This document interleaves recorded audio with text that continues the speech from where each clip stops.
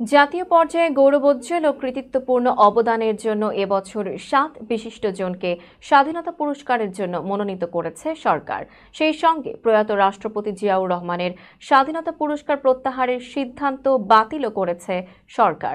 আজ মঙ্গলবার মন্ত্রিপরিষদ বিভাগের পক্ষে এক বিজ্ঞপ্তিতে এই তথ্য জানানো হয়।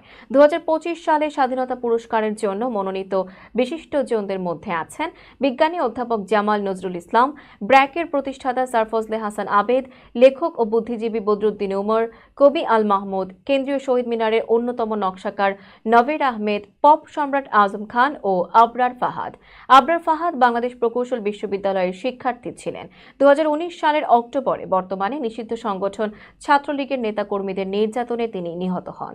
এর আগে ২০১৬ সালে প্রয়াত রাষ্ট্রপতি জিয়াউর রহমানের স্বাধীনতা পুরস্কার প্রত্যাহারের সিদ্ধান্ত নিয়েছিল তৎকালীন আওয়ামী লীগের নেতৃত্বাধীন সরকার।